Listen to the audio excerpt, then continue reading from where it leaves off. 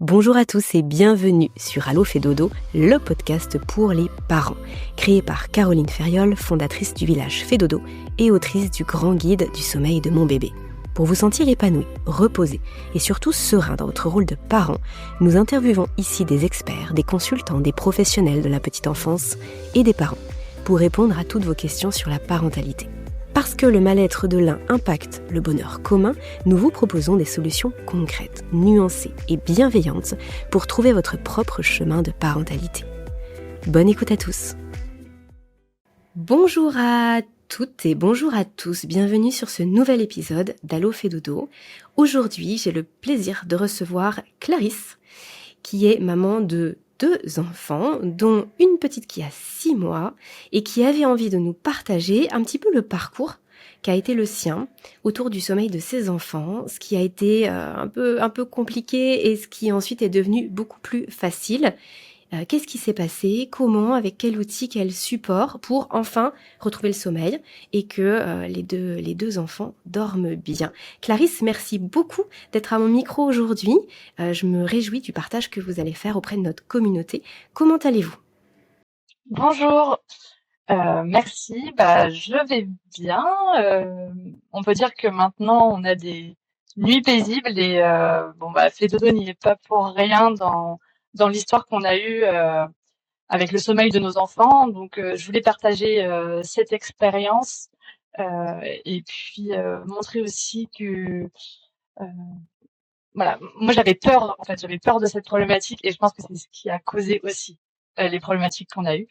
Et donc c'est le livre Fait dodo que j'ai pu vraiment bien bien parcourir m'a permis justement de moins en avoir peur et de le comprendre. Et en comprenant les problématiques du sommeil, en fait, on en a moins peur. Ça devient plus concret. Donc oui, effectivement, quand on a peu de connaissances sur un sujet, c'est toujours assez effrayant parce qu'en fait, on ne sait pas si on doit s'inquiéter, on ne sait pas si c'est normal. Et finalement, l'apport d'informations permet d'être plus confiante, en fait, vis-à-vis du sommeil. Alors, qu'est-ce qui s'est passé du coup qui fait que vous avez voulu acheter le livre et puis finalement, pourquoi ce livre-là ? Comment vous avez découvert Fait Dodo et le travail de Caroline Ferriol ? Alors, donc, ce qui s'est passé, donc déjà, pourquoi j'ai eu besoin de m'informer, c'est que mon premier enfant, quand je suis tombée enceinte de mon premier enfant, j'ai pas du tout anticipé les problématiques de sommeil. Pour moi, ça coulait de source, un bébé, ça mange, ça dort, voilà. Je me suis pas trop posé de questions avant. Sauf que donc mon premier enfant, lorsqu'il est né, il est né à la maison. Et j'ai eu 10 premiers jours complètement idylliques avec mon bébé à la maison. On était entourés, tout s'est très bien passé à ce niveau-là. Et puis au bout d'une dizaine de jours, il a commencé à avoir des difficultés. Il dormait sur des toutes petites tranches horaires. Il se réveillait toutes les demi-heures, même des fois 20 minutes. Euh, il se rendormait, mais il fallait qu'on le berce. J'ai fait énormément de portage sur la journée et la nuit, il dormait principalement sur moi, il dormait assise parce qu'il y avait en fait aussi d'autres problématiques qu'on a découvert avec le temps. Au bout d'un mois, en fait, j'ai compris qu'il y avait une problématique, il y avait un reflux qui était interne. Et donc, à cause de ce reflux, forcément, il avait des douleurs qui le réveillaient en position horizontale. Donc c'est pour ça qu'il dormait, qu'il se réveillait beaucoup et qu'il dormait principalement en position verticale parce que ça le soulageait. Sauf que moi, rester la journée assise à pas bouger pour que mon enfant dorme, c'était déjà pas dans mon tempérament, pas possible. J'arrivais pas, j'arrivais pas à rester statique comme ça pour le laisser dormir. Donc au final, il s'endormait sur moi puis j'ai essayé de le poser coûte que coûte dans son lit, mais au bout de 5 minutes il se réveillait. Donc c'était un vrai enfer. Euh, pour le reflux, on a essayé de trouver les causes. Donc on en a trouvé 2. Au bout d'un mois, on a compris que c'était les protéines de lait de vache en partie. Donc moi j'étais en allaitement exclusif. J'ai donc arrêté complètement de manger des produits à base de lait de vache. Ça a soulagé en partie le reflux. Ça n'a pas du tout solutionné les problèmes de sommeil. Donc, il était moins douloureux, mais bon, il y avait déjà un mois, donc voilà, on avait déjà bien avancé. Et au bout de 3 mois, j'ai fini par aller voir une conseillère en lactation qui, elle, a détecté un frein de langue restrictif en plus. Et donc, on a fait l'intervention, parce que du coup, ça nécessitait une intervention pour le faire couper. On a fait ça à ces 4 mois. Donc, faut imaginer que voilà, de ces 10 jours à ces 4 mois, j'ai dormi assise toutes les nuits avec mon fils sur moi. Donc, ça m'a entraîné, moi, de mon côté, beaucoup de fatigue. Et du coup, j'étais tout le temps stressée. Il pleurait beaucoup, mais des pleurs que je trouvais insupportables, en fait. Dès que je l'entendais pleurer, ça montait en moi comme une boule d'angoisse de l'entendre pleurer. Ça me stressait énormément. Et donc, je pense que je le stressais, en fait, de par mon attitude. J'en étais à un point où, quand il n'était pas à la maison et que je prenais une douche, le bruit de la douche me faisait penser, enfin, j'avais l'impression d'entendre ses pleurs, avec le bruit de la douche. Voilà. Donc, difficile. Et après son intervention du frein de langue, j'ai eu beaucoup d'améliorations déjà de l'allaitement. Donc ça aussi, ça m'a aidé. Et au niveau du sommeil, je pense que comme on a fait trop tard l'intervention, il y avait des choses qui s'étaient installées au niveau du sommeil. Il ne savait plus s'endormir seul, clairement. Euh, donc, les problématiques de sommeil ne se sont pas réglées tout de suite. Euh, Déjà, il a fallu qu'on change de nourrice, parce que aussi la nourrice était problématique. Voilà, elle a trouvé notre enfant trop difficile, je pleurais trop. Pour elle, c'était un problème. Euh, et elle a démissionné, en fait. Donc, quand il a eu 6 mois, sa nounou, elle a démissionné. Et il a fallu qu'on trouve une autre nourrice. Et donc là, on a changé de nourrice. Mais on a eu la chance de tomber sur quelqu'un qui nous a beaucoup rassurés et qui a fait du sommeil d'Aël un vrai sujet et qui nous a dit, mais d'abord, cet enfant, il faut qu'il dorme. Donc peut-être qu'il a un reflux, peut-être il a eu une intervention au niveau du frein de langue, mais cet enfant, il est en manque de sommeil, il faut qu'il dorme. Vous me dites que c'est un bébé qui a pas beaucoup besoin de sommeil, mais en fait, c'est faux. Voilà, parce que nous, on disait, oui, mais euh, il est tout le temps agité, il est tout le temps très éveillé, etc. Il n'a pas beaucoup besoin de dormir, c'est pour ça. Mais en fait, on se trompait complètement. Il était tout le temps épuisé. Oui, c'était l'inverse en fait. Ouais. Et elle nous a beaucoup aidés. Et on est passé par des moments difficiles en fait, où elle a fini par nous dire non mais faut qu'il apprenne à s'endormir tout seul. Et ça va être dur parce que là on était rendu, il avait 7 mois quoi.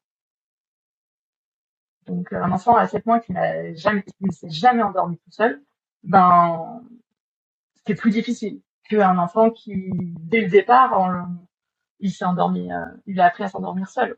Donc bon, on a mis plein de stratégies en place. Et l'assistante maternelle que vous avez du coup rencontrée, qui vous donnait ce discours-là, elle s'était elle-même formée? C'était quelqu'un qui s'était beaucoup renseigné sur le sommeil, parce que son discours était plutôt effectivement très aidant par rapport à la situation dans laquelle vous étiez. Ouais, non, alors elle, pour le coup, elle a pas de formation particulière. Je pense juste de l'expérience avec beaucoup d'enfants qu'elle a pu avoir, ses propres enfants. Et puis bon, c'est une dame là aujourd'hui, elle va prendre bientôt sa retraite. Donc bon, elle a eu une trentaine d'enfants qu'elle a suivis. Donc je pense que bah, par son expérience, elle a su, voilà. Puis elle a su trouver les bons mots pour nous aussi. Je pense que ça a été une figure maternelle pour notre enfant, mais pour nous aussi. Et donc voilà, on a suivi ses conseils. Alors, on n'a pas tout fait cette fois-là. Peut-être on n'a pas tout fait tout bien, mais c'est passé par le laisser pleurer. Alors au départ accompagné, on était avec lui dans la pièce en lui disant ça va, tout va bien et tout ça. Et surtout mon mari l'a beaucoup fait parce que moi je me suis rendu compte que je gérais pas du tout bien ça. Moi, rester dans la chambre à l'écouter pleurer, c'était au-dessus. Enfin, ça me, ça me faisait, ça me stressait trop en fait. J'étais incapable de rester comme ça. Donc, mon mari m'a beaucoup aidé à ce niveau-là. Et quand moi j'étais seule avec lui, eh ben enfin, c'était plus facile pour moi de le laisser pleurer seul et de moi m'éloigner que de rester à côté. En fait, j'avais l'impression que j'augmentais encore plus ses pleurs en étant à côté. Oui, dans le sens de le laisser pleurer, pas de le laisser pleurer pour dire de pas intervenir, mais si je comprends bien ce que vous dites, parce que je sais que ça peut être parfois un petit peu troublant en fait d'entendre le fait de le laisser pleurer, mais si je comprends bien et vous me coupez si c'est pas ça, c'est le fait de lui laisser de l'espace pour qu'il puisse pleurer, de l'autoriser en fait, parce qu'il avait besoin de décharger à ce moment-là. Et le fait de pouvoir pleurer, décharger de sa journée, peut-être exprimer, parce que c'est vrai qu'à 7 ou 8 mois, on ne peut pas dire je suis en colère, donc il y a qu'une seule façon de le dire, ou alors ma journée a été dure, ou alors il s'est passé plein de choses, ou alors bah oui, c'est vrai qu'on grandit vite à cet âge-là, et ça peut passer par l'expression des pleurs, et le fait de venir lui laisser cet espace, ça lui permettait de décharger pour ensuite pouvoir s'endormir plus facilement, et vous étiez là à côté pour accueillir ça et pour lui faire comprendre qu'il était en sécurité, qu'il avait le droit et que tout allait bien en fait. Voilà, en fait, il a fallu vraiment moi que j'évolue parce que c'est vrai que j'ai pas précisé quelque chose, mais c'est que pendant toute ma grossesse, j'ai beaucoup lu. J'ai vraiment beaucoup lu et sur les réseaux, etc. J'entendais beaucoup on ne laisse pas pleurer un enfant, euh, euh, un bébé ne fait pas de caprice. Euh, voilà, j'ai beaucoup entendu ce discours-là et je suis complètement d'accord avec ça. On ne laisse pas pleurer un bébé. Euh, mais en fait, en entendant sans arrêt on ne laisse pas pleurer un bébé, j'ai compris qu'il ne faut pas qu'un bébé pleure, ce qui n'est pas du tout la même chose. Et en fait, euh, avec ça dans la tête, ou au final moi dans ma tête c'était il ne faut pas qu'un bébé pleure. Dès qu'il pleurait, ça voulait dire qu'il y avait un problème dans ma tête. Hein.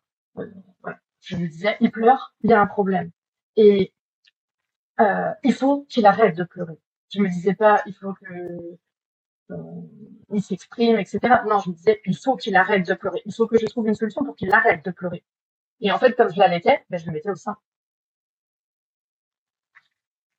Et ça marchait, hein, forcément, mais c'était pas vivable. C'est-à-dire que dès qu'il pleurait un peu, je le mettais au sein. Donc ça aussi, il a pris le sein comme un doudou. Enfin, bon après, enfin c'est normal que le sein est aussi, euh, enfin c'est soit aussi affectif. Et je sais que ça remplit d'autres besoins que seul le besoin de l'alimentation. Mais là, c'était extrême. Mhm. Et donc là, finalement, vous connaissiez pas encore Fait Dodo. Et donc là, on connaissait pas.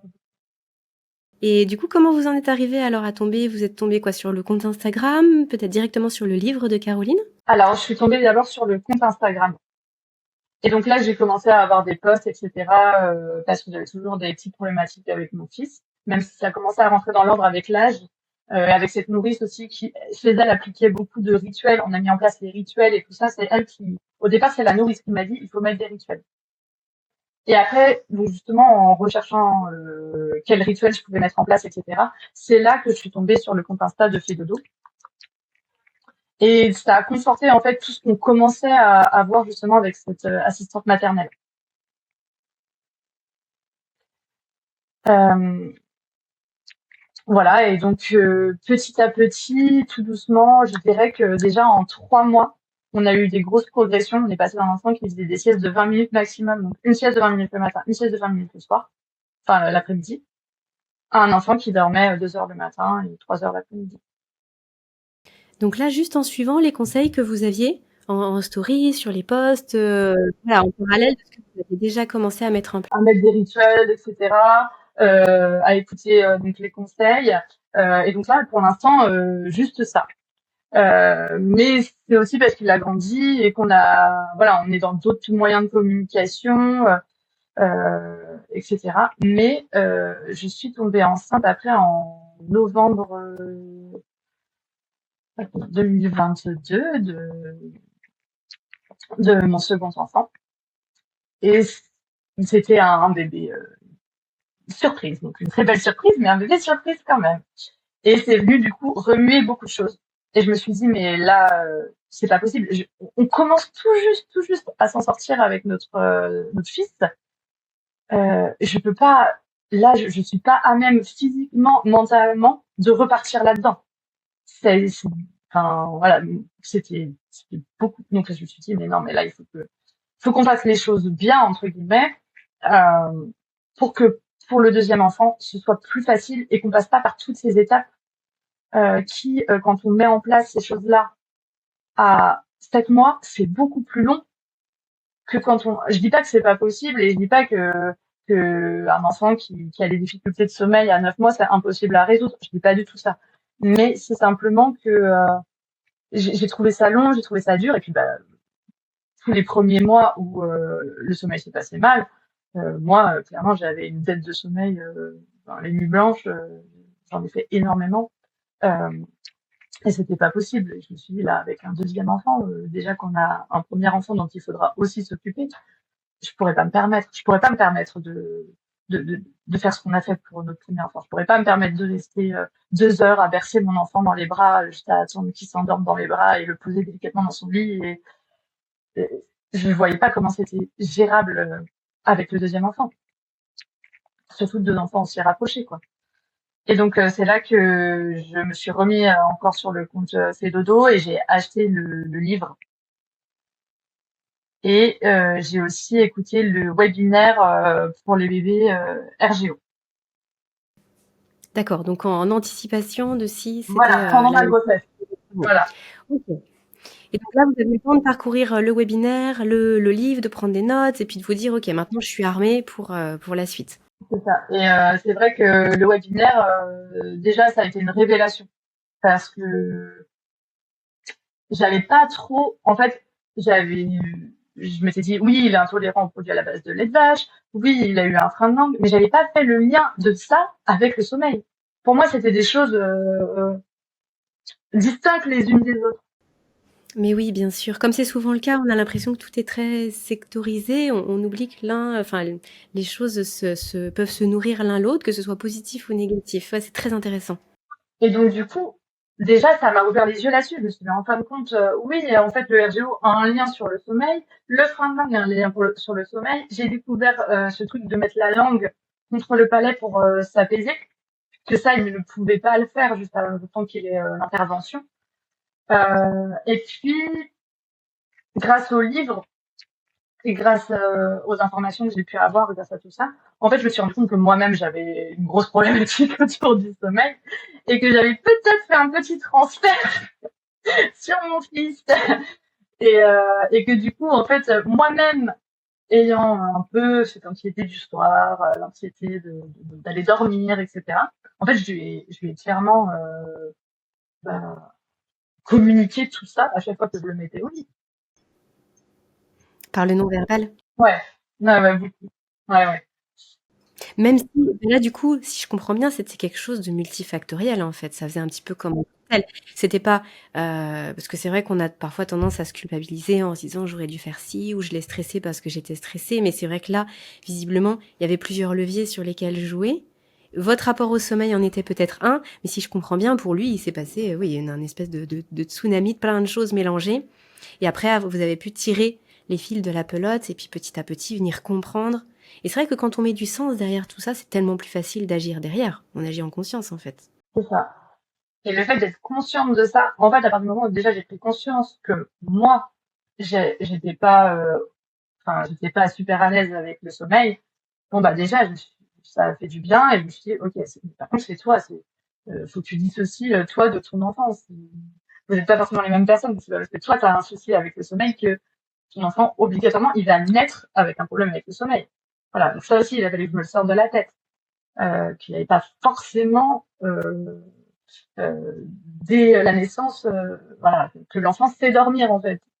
Donc ça, je l'ai appris dans le livre. L'enfant, il dormait déjà dans le ventre. Donc en soi, même si les stratégies de sommeil vont pas être les mêmes une fois né, il sait dormir. Et c'est à nous de l'accompagner, mais en aucun cas de vraiment lui apprendre à dormir. Mais oui, bien sûr. C'est ça qui est clé en fait, c'est le fait de ne pas venir entraver les mécanismes du sommeil. Et c'est vrai chez l'adulte, c'est vrai chez l'enfant, et de venir l'accompagner dans ce dont lui il a besoin. Mais c'est très difficile de savoir ce dont l'enfant a besoin. C'est ça qui est compliqué, c'est de connaître effectivement la différence entre par exemple stratégie de sommeil et puis la routine du coucher, ce qui peut être deux choses différentes. Et du coup, voilà, toute cette conscientisation autour du sommeil permet après d'avoir les bons réflexes. Donc j'imagine qu'avec tout ça, donc vous m'avez dit, donc il y avait le livre, vous étiez sur le compte Instagram, donc vous suiviez aussi le contenu que publiait Caroline et le service communication chez Fedodo. Il y a eu le webinaire RGO, et puis là vous êtes sur le podcast Allô fait dodo, vous écoutiez aussi le podcast, vous l'aviez découvert avant aussi? Oui. Oui, j'ai écouté pas mal d'épisodes. Ok. Et donc là, avec tout ça, clé en main, vous vous êtes dit, ok, deuxième bébé arrive, c'est bon, je gère. Là, vous étiez confiante. Non, j'étais pas confiante. Non, j'avais hyper peur. J'étais informée, mais j'avais hyper peur. Et j'ai beaucoup partagé avec mon mari tout ce que j'ai appris. Je lui ai demandé de lire le livre. Alors, bon, c'était compliqué de le convaincre parce que, bon, je sais pas si c'est comme beaucoup de papas, mais oh oui, on verra. Tu te stresses pour rien. Ça sera pas le même que le premier. Voilà, bon, je dis oui, mais est-ce que tu peux lire aussi pour toi aussi t'imprégner de tout ça et qu'on ait le même, comment dire, qu'on ait les mêmes infos, qu'on parte tous les deux sur le même niveau, quoi. Oui, puis la même posture aussi, peut-être au-delà des informations, la même posture vis-à-vis de ce qu'il y a à faire et de ce bébé qui arrive. Mm. Donc il l'a fait. Et quand elle est née, du coup, bon, j'avais mis beaucoup de choses en place pendant ma grossesse. Alors peut-être un peu trop, mais au niveau du frein de langue, j'avais programmé un rendez-vous avec une conseillère en lactation qui sait vraiment détecter les freins de langue pour que dès le deuxième jour de vie, ça soit checké. Parce que pour moi, il était hors de question d'attendre ces 4 mois avant de faire quoi que ce soit si jamais il y avait quelque chose à faire.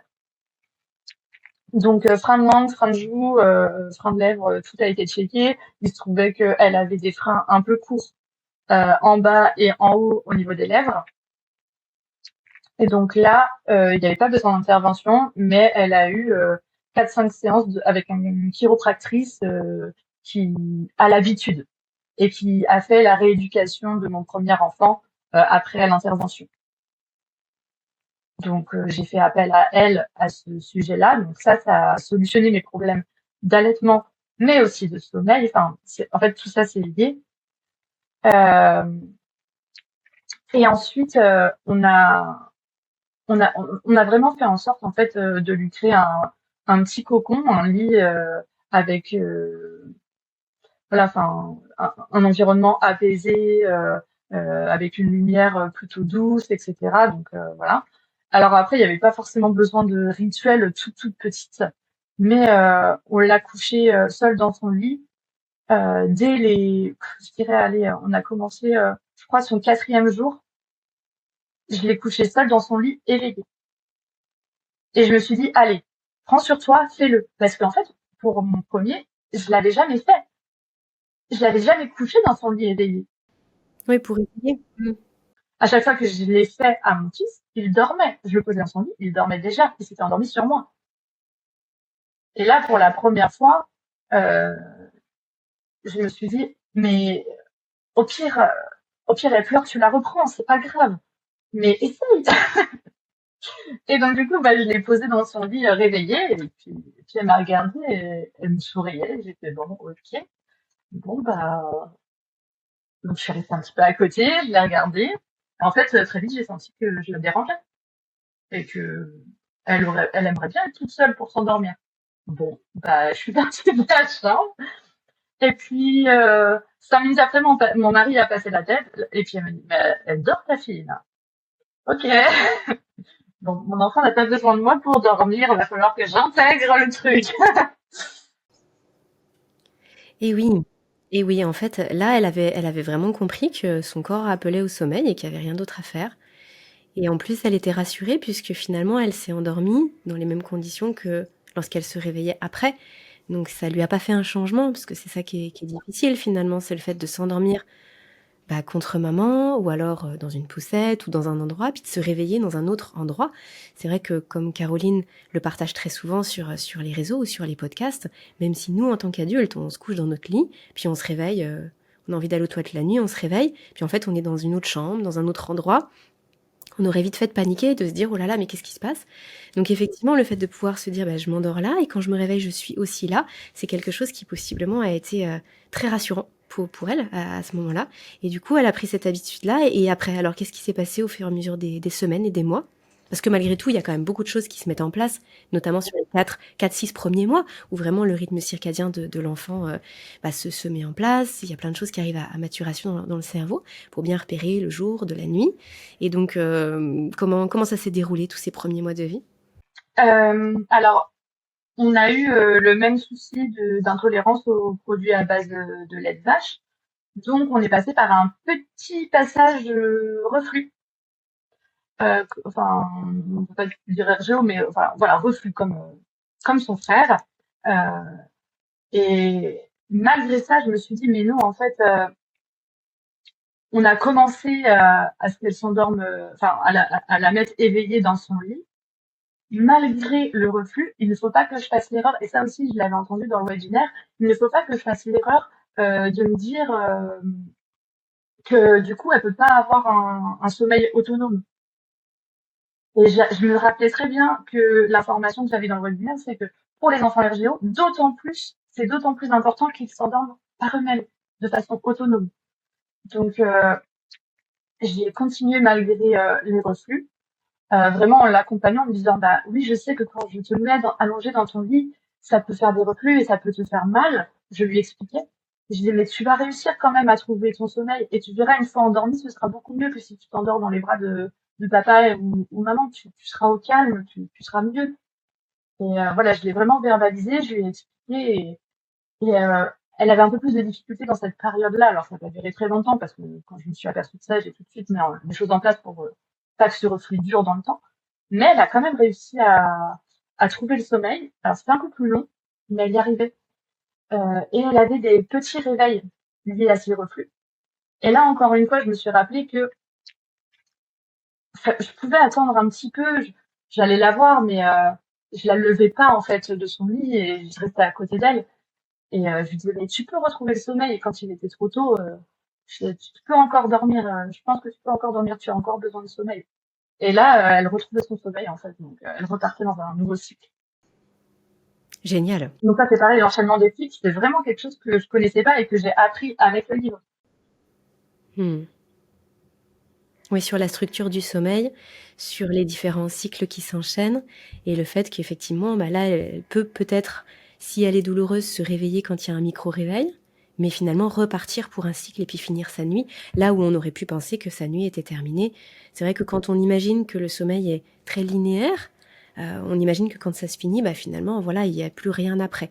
Quand on a vraiment cette vision de cycle, de phase de sommeil, etc., on se dit: «Ah non, là, il lui manque tant de temps, voilà, on peut venir l'accompagner là-dedans» et puis finalement, c'est exactement ce dont elle avait besoin. Mm. Et c'est ça, en fait, c'est que pour mon premier enfant, moi, à partir du moment où il se réveillait, où il pleurait un peu, pour moi, c'est bon, la sieste est terminée, hop, c'est fini. Mmh. Et si par exemple je l'avais couché en début d'après-midi, c'est fini, la sieste de début d'après-midi est finie. Et donc je ne le recouchais pas avant le soir. Mais là j'ai appris en fait que non, déjà il n'y a pas de règle, et en fait il faut écouter son enfant, le regarder, et si on sent qu'il a besoin de sommeil, peu importe l'heure, on peut le coucher en fait. Enfin c'est pas forcément, je m'étais un peu mis des cases, la sieste de 9 heures à midi, et puis après la sieste de début d'après-midi de 14 heures à 16 heures, et puis ensuite en fin d'après-midi de 18 heures à 19 heures. Mais en fait, surtout sur les premiers mois, euh, il fallait que je sois beaucoup plus souple que ça. Et ça aussi, je l'ai appris grâce au livre, en me disant, mais en fait, les premiers temps, il n'y a pas d'horaire à respecter. Sur les premiers temps, oui et puis à l'inverse, par contre, quand ils grandissent, c'est là où on peut remarquer que justement si on n'est pas sur leur bon horaire, ça devient plus compliqué. Mais effectivement, si on le sait pas, on peut des fois être un peu trop rigoureux, un peu trop rigide, en fait. Au tout début, là où il y a besoin de souplesse et puis parfois ne pas se rendre compte qu'ils ont besoin de ce cadre-là plus tard, et c'est là où on est le plus souple. Mais je comprends tout à fait, ok. C'est vraiment très précieux, votre témoignage, Clarisse. Et alors, la question qui me brûle les lèvres, c'est que maintenant, votre plus grand, comment ça se passe? Parce que là, en l'occurrence, donc il a beaucoup grandi. Il y a eu l'arrivée de la petite sœur. Ça peut parfois provoquer des petites régressions au niveau du sommeil parce qu'il y a un bébé à la maison. Puis en plus, justement, on peut l'entendre, il peut l'entendre pleurer la nuit. Ça peut peut-être le réveiller. Donc, comment ça s'est passé pour lui? Il se rendormait s'il entendait bébé pleurer? Est-ce que voilà, tout a continué comme sur sa lancée finalement? Alors, on a une maison qui nous permet d'éloigner suffisamment les deux enfants. D'accord, c'est précieux. On a éloigné le plus possible le bébé du plus grand.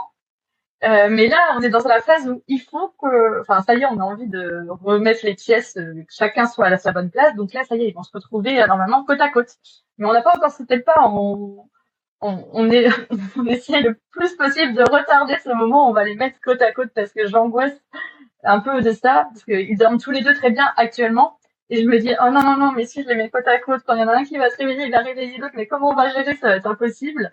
Donc, pour l'instant, je l'ai pas fait, et je sais qu'il faut que je m'y mette et qu'il faut pas que je m'angoisse par rapport à ça, et que ça se passera bien, mais non, ça, on l'a pas encore fait. Par contre, oui, il y a eu de la régression chez mon premier au moment de la naissance. Après, il y a toujours des périodes, de toute façon, de régression, et on ajuste. Mais maintenant, grâce aux informations que j'ai pu avoir, je sais un peu tous les petits curseurs que je peux ajuster. Et, euh, et puis, bon, maintenant, il est plus grand, je peux communiquer aussi avec lui. Alors, on essaye de voir ensemble. Tu as besoin de quoi? Qu'on passe un peu plus de temps ensemble le soir? Parce que tu as pas assez joué aujourd'hui, alors tu veux pas te coucher. Enfin, voilà, là, il y a tout ça qui rentre en compte pour mon premier là actuellement. Donc là, ça y est, il est passé dans un grand lit. Donc maintenant, le soir, avant d'aller se coucher, on lit une histoire. Donc on a ajouté ça au rituel. On avait un rituel qui était basé principalement sur les soins. Donc euh, le bain, un câlin, et puis j'allais le coucher. Là maintenant, on a rajouté l'histoire, donc ça, il est content. Mais du coup, il cherche à augmenter ce temps du rituel du soir de plus en plus. Donc, c'est l'histoire, après il demande de l'eau, après il demande de retourner au pot, et après il redemande de retourner au pot, et il redemande de l'eau.